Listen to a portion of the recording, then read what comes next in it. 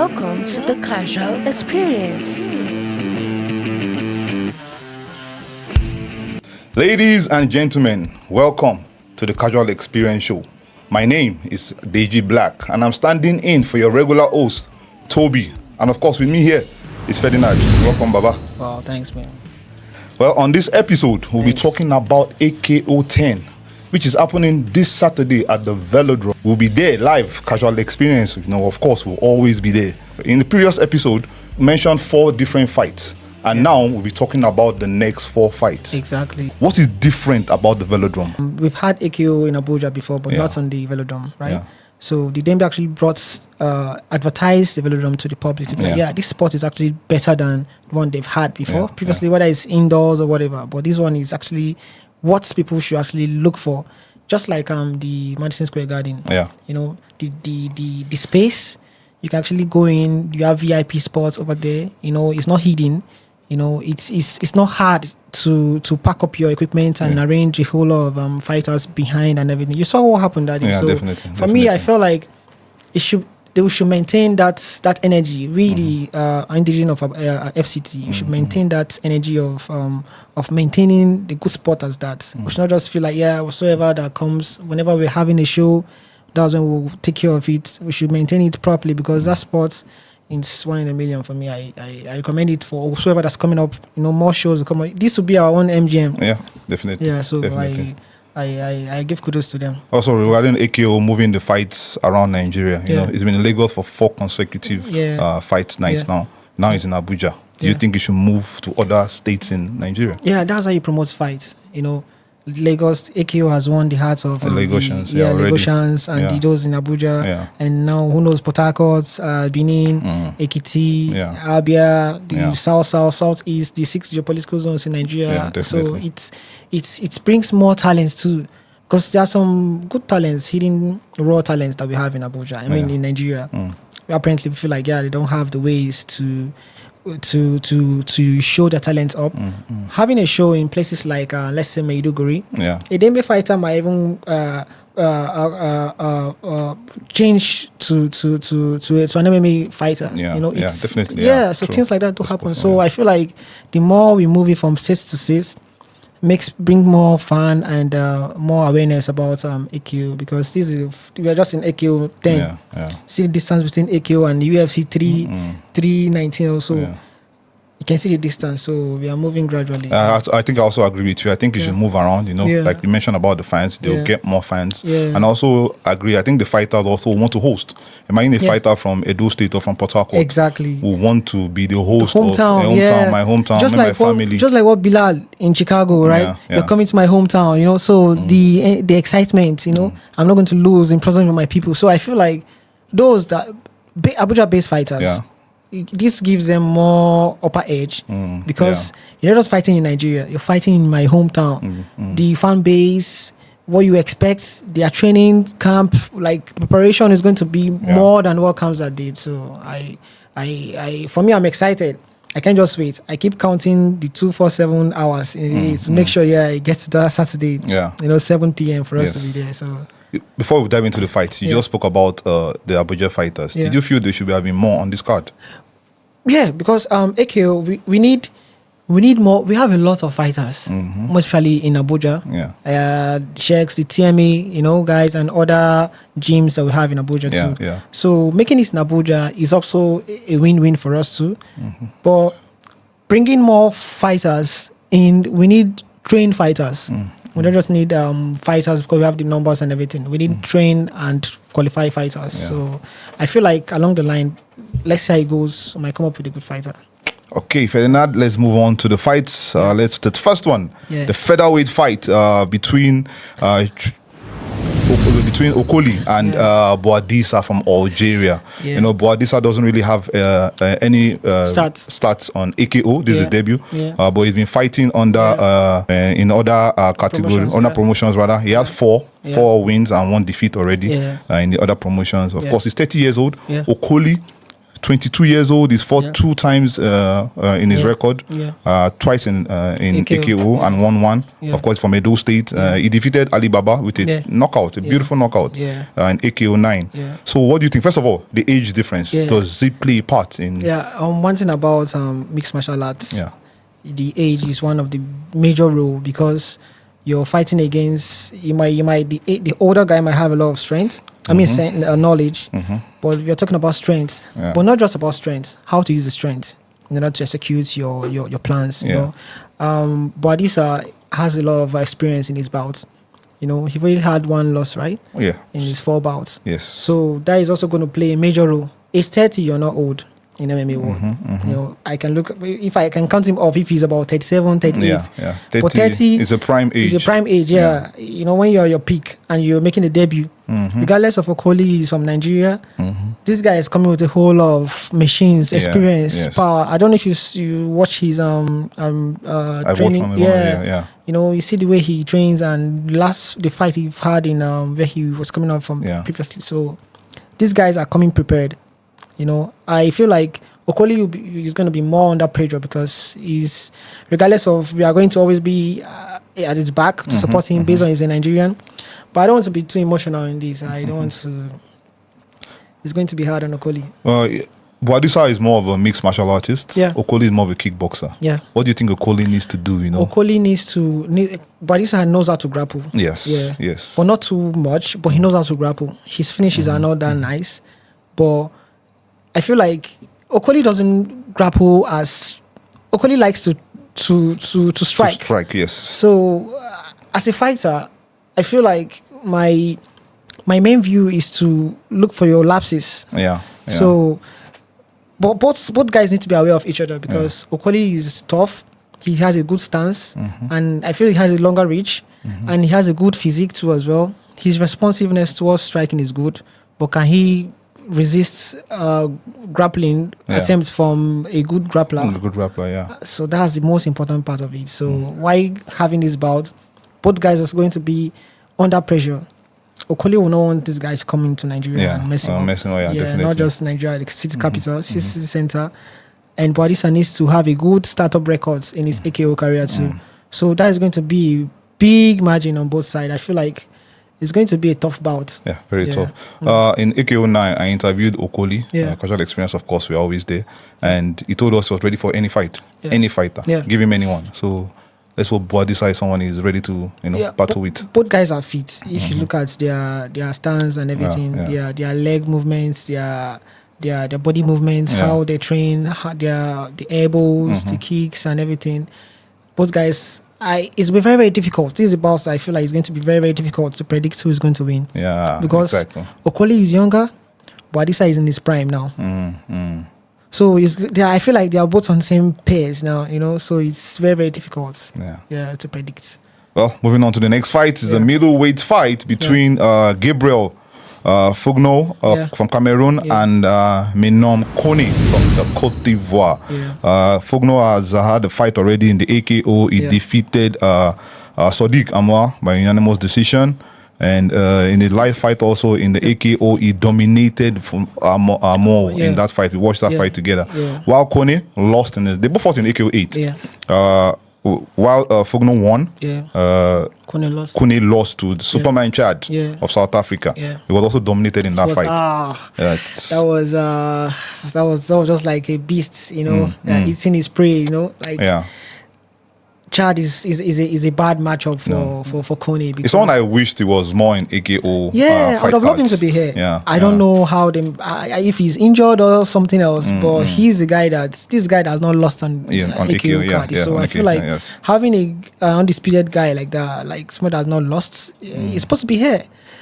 Because he's good, he has good height and longer reach. He was just rumpling Kone. Like, you know, just like when the strongest man is training Kone, then, you know, flipping him up like a dollar bill. So I feel it was hard for... What about Fogno? We watched his fight against Sadiq Amar, and we saw how he also dominated Sadiq. So what do you think his chances are in this fight? He's tank. He's very, very strong. You know, having a good fighter like Fogno, not just his skill, He just keeps on coming. He keeps coming like Pantoja. You know, these are guys that are ready to repel whatever you throw at them. Yeah. Yeah, no matter how hard you throw, they don't want you to leave. They don't want to get hit the last. They'll always repel it back and forth, you know. I don't know, you remember the one we watched with Amar earlier? Yeah. The takedown, the strike. He was just wrapped like a towel around Amar. He didn't give him any breathing space. No breathing space. Yes. Let's stand. I don't know. Amar just kept on giving him a low blow just to get a breather. Just by time, yeah. So it was difficult to match up with a guy like that. It's not like he's bigger, you know. Yeah. But his IQ is higher than very fit, strong. Exactly. So that was what the fight game is all about. Determination, desperation, and discipline.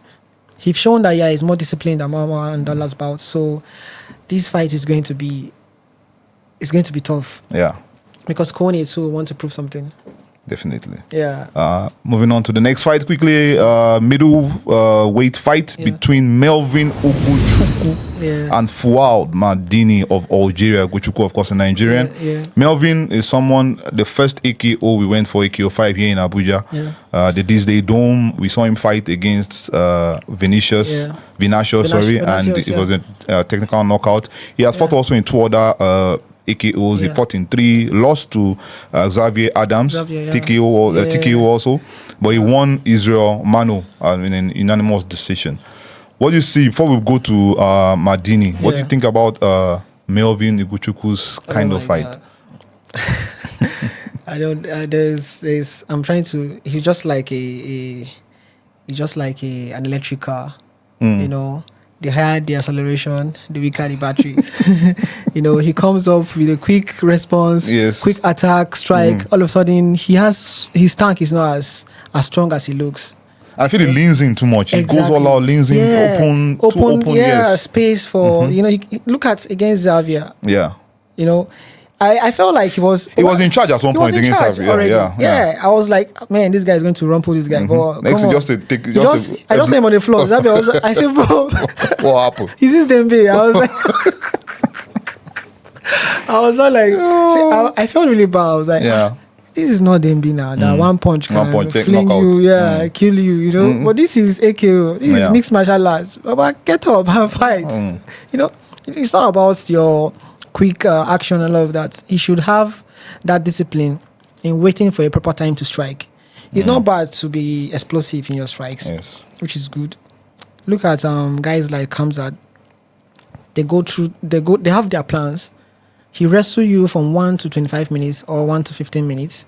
He has his plans because he knows that there's no way he's going to get punched. But the moment you try to use what you're supposed to use in wrestling as your attack, it's going to be very, very difficult for you because he just a slight opening that he gave to Xavier and he was down already. So I feel like he should train more about.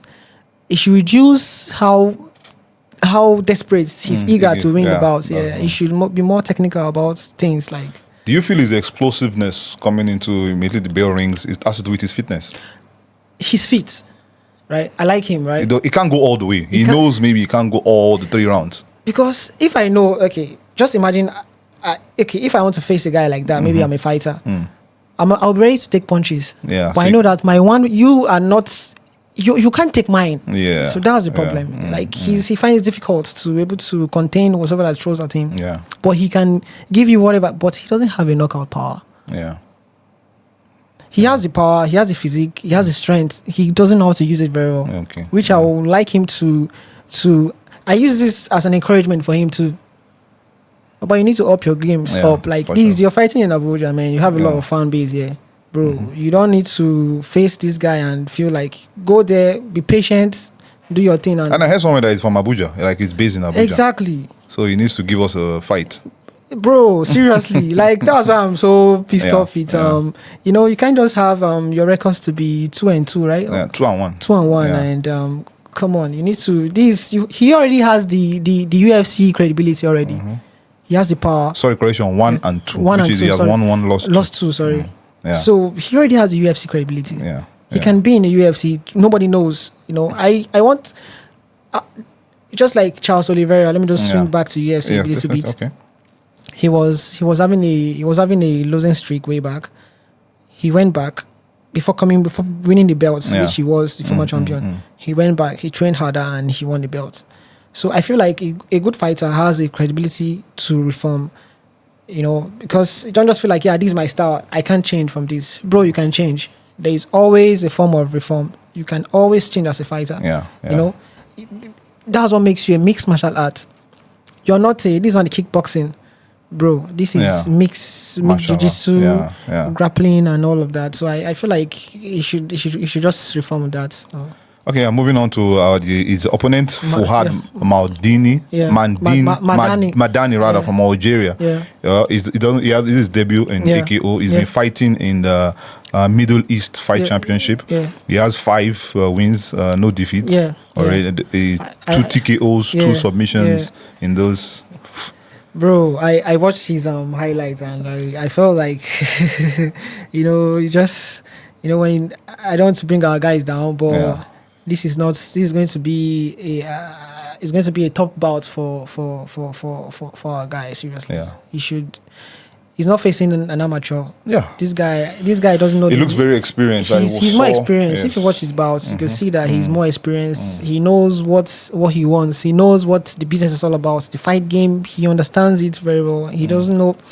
It's not like this is an amateur that's just coming up to take advantage of the AKO.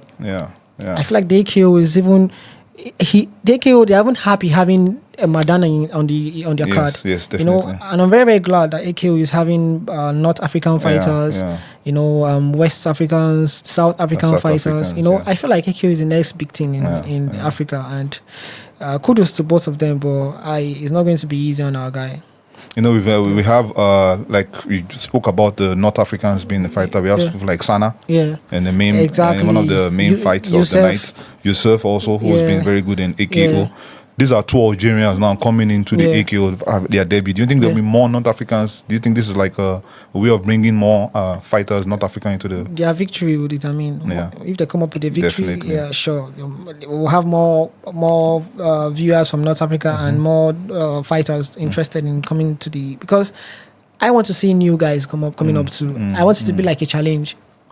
Just like what's happening in America, the UFC having less American champions, and now when Donald Trump announced of White House UFC, you can see the Americans trying hard to meet up to be the champion before that time. So I feel like we should have same thing in Nigeria too as well.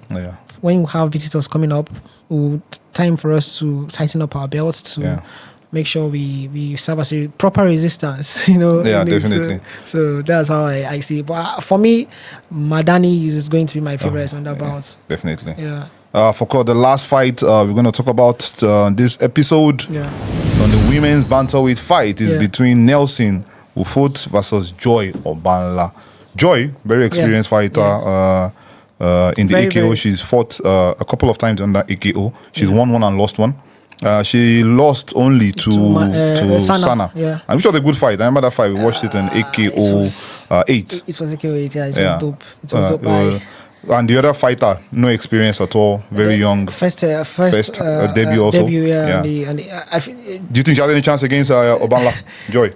Joy is just like when Cynthia fought Jane. She nobody knows who Cynthia was then. Anyway, there is an upset can come up in any way, right? But this is a girl that was not happy that she lost to Sana. I don't know if you saw her coach. She wasn't. Her coach, she's they thought frustration. They were complaining later. Yes. Yeah, the guy said, we don't win. You don't win. The girl said, they were just arguing on the pitch. Later on, that was when it was sad for them. So getting your redemption back when you know that you are good, there's a possibility in having that back. Joy has an experience. She's strong. And the resistance she has towards being submitted is why I talked about it last time. Yeah, Sana couldn't submit her. Exactly. A good grappler. Good grappler like Sana. So imagine a girl that has not had any experience. In the MMA world. What it's going to be like. For me, I feel like it's going to be like a flawless victory. Yes.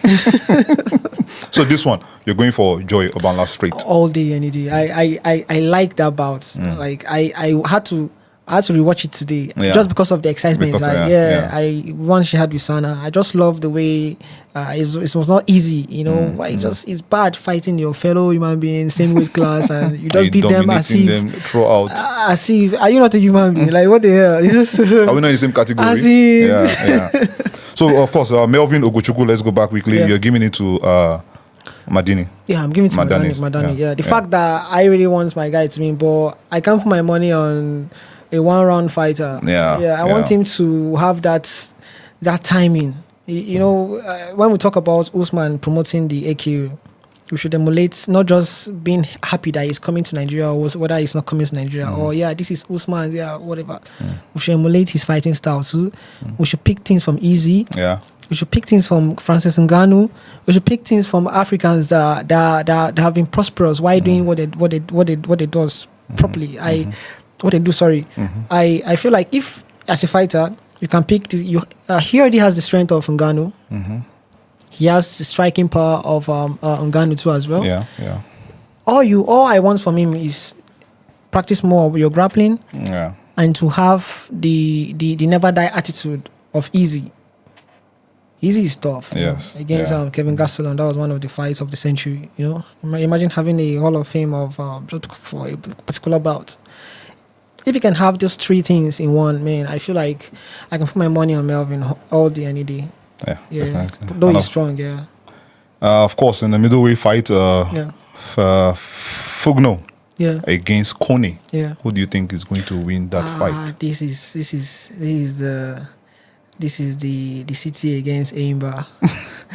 Fogno is coming up victorious all day, any day, man. I can't just with what I saw. I compared him with Pantoja, their style. Their style, yes. They are not too good at many things, but they are good at everything. They are just 50-50. But you can't.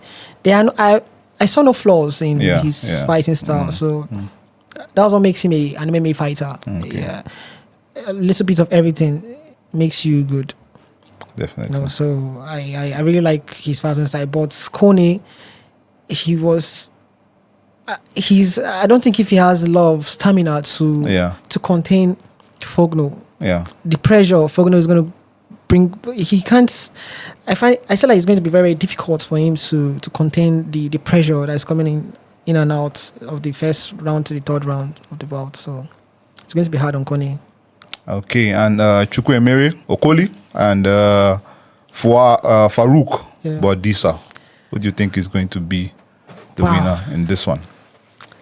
Okoli. Okoli I think it's going to be the tightest out of these four. We've spoken about. You mentioned that because these guys are not just, they are fighting for pride. And the greatest gifts a man has in life is pride. So no matter how poor a man is, he still has his own pride. So Okoli is fighting for Nigeria and Abuja. He's fighting for the AQ. Boudissa is bringing Algeria all the way, still maintaining his, he still feels like, let me go here and dominate. But one thing about this is that I won't like him to underestimate the Nigerian fighters too. Because anything can happen in the AKO. So I feel like it's going to be tough. I still don't know who I'm going to pick on it. It's going to be tough. You can stay on the fence. On this one. Tough, what impresses me about all these 8 cards we've spoken about from the last episode to this one is there's only one fight that has 2 Nigerians. Most of the fights are either mixed or a Nigerian against but this is the only fight that is 2 Nigerians is the women bantamweight fight between Ufot and Obanla, which is impressive, it's good. I like it like that. Previously during the first AKO second down to the third, we're having a lot of Nigerians, so the interest will bring the best out of you. Yes, definitely. You have to be filtered in order to get the best out of it. So I feel like it's not all Nigerians that are good at the MMA. So you being rejected now or being defeated now doesn't mean that there's no form of changes from you. You can upgrade your game and you come back stronger. We've seen fighters like that went solo and came back, coming the limelight of a particular promotion. So, which is good. You also pave way for other countries to participate in it, to see the beauty of Nigeria too. The AKO is not about coming to fight. it's also a tourist attraction too. Yeah, you know, so we need more people to come to Nigeria and see the beauty of it. It's not just about hearing about other things that are not cool. So I feel like it's, for me, I approve of it. Yeah, whoever that wants to. But have you noticed? I barely see Ghanaians in the AKO. Definitely, there's one country also I've not seen any Ghanaian. What is wrong, Ghanaians? Maybe Ghanaians don't fight. What is wrong? This is not about jollof rice. Come on, let's it's not really jollof rice. Let's settle the jollof rice in the ring cage. Also. Yeah. We are inviting more. The AKO is open for any good fighter. People should not just leave it to other people. North Africans are taking over, which is good. I want to see more South Africans also in the AKO. I think it's only Chad Superman that we've seen. South Africans, let's see. Majority of South Africans don't know how to fight. Blacks, South Africans, it's only rugby. But South African was just defeated on Sunday. Not all. I don't want to talk more. It's going to be like a proper banter for all of them. But most South Africans, I felt sorry for DDP. Apparently, I actually wanted him to lose. But after losing, on the way he lost, he lost the fight. Yes. I felt like, man, how would a fighter go down like this? Imagine controlling about the whole 21 minutes in 25 minutes. Yeah, a defending champion. That's I don't know. I'm just short of words. So I feel like most fighters should come and see the beauty of AKO, and AKO has a lot to offer. Have you seen the belts? Yes. So I saw the belt on the social media platform on X just this morning, and of course our producer also put it on his status. I first saw it on his status, and I went to the page to see it. Beautiful belt. It looks nice. You can't wait for the first person who will lift an AKO belt. Seriously, when Usman posted it yesterday, I was like, wow, this belt is lit. Seriously, I can't wait to even take a picture with one of the whoever that wins. Seriously, definitely. I'm just filled with excitement with the card and everything. Like the matchup from the Santos, Jibril, down to Asana and our girl Jane, Diata. The machine and Drame. Oh, sorry, Drame, your friend. And of course, the excitement is there. Casual Experience will be there at the Velodrome to bring you all the excitement. Ferdinand, always a pleasure having you here. Yeah, thanks, man. And on that note, it's a wrap, y'all. Madani. Welcome to the Casual Experience.